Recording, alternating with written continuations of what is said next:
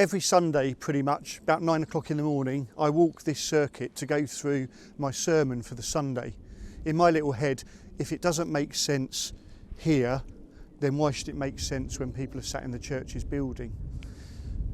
It's not always brilliant weather like this. One time sticks out to me. I can't remember what the weather was like, but I do remember that I was walking along here and I saw a man coming up from the allotments over there with 2 dogs. And I thought, he looks old, and I realised it was my dad. And when he got to the corner by the tree, he stopped and was really out of breath. I looked at him, his face was grey. I said, "Are you all right, Dad?" He said, "I don't feel too good, I don't think I'll be at church today." And that was at some point in his story where his heart wasn't working. I remember that I saw him one day, sat at home in his bedroom, throwing up into a bowl. Looked like a small child, not the kind of thing you want to see in your dad. It was the first time I thought, if we had a play fight now, I'd be able to beat him. Up until that point, I'd never been able to. And I remember when he was in hospital because of his heart, and I went over to Tonbridge Baptist Hospital with Megan and Noah. They were early teenage years. And we got in there, Mum was in there, and she said, "Oh, I've forgotten something, it's in the car." And Dad kept saying to her, "Go and get it, just go back to the car and get it." "Oh, it's a long way." "No, go and get it." And Dad was never like that, never pushy. Anyway, Mum went and got whatever it was from the car. And when she left the room, my dad said to me, "Neil, my heart's broken. The doctor told me it's not like a heart attack. With a heart attack, you can re-strengthen your heart. But my heart's been broken, probably, they think, since birth." And then he wept. Not seen my dad cry that often. Noah stood rigid against the wall. Megan went into mother mode and began to just talk to my dad and comfort him.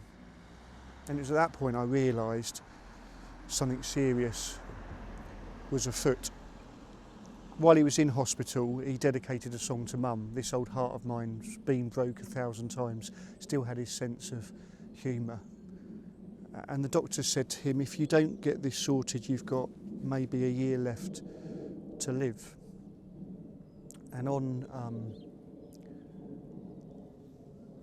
Easter Sunday morning, a few years back, about 2:30, Joe woke me up and said, "The downstairs phone's ringing." I turned my mobile off. I was doing the service in the morning. I wanted to get a good night's sleep, and I rushed down, and it was Mum, and she said, "Your Dad's had a heart attack, you need to come round." So I got dressed, just a t-shirt, it was cold, but I didn't put on a jumper or a coat, and I drove round, and 3 ambulances were in the car park area where I used to play football as a kid. And I went in and sat with Mum and called my sister, and she and my brother-in-law came over, and Joe came round, and Megan and Noah, awake, sat and watched a TV programme in her bedroom together. And then they flew Dad up to hospital in London, at Denmark Hill. Started his heart, I think, 13 times. They said he's a fighter, but we don't give him much of a chance. And then me, Mum, my sister Amanda and my brother-in-law Ed, while Joe looked after the kids at home, sat with Dad as he died from a broken heart. He had a good heart, and the Bible says that God looks at our heart. That's what he's interested in. Is our heart for him or against him?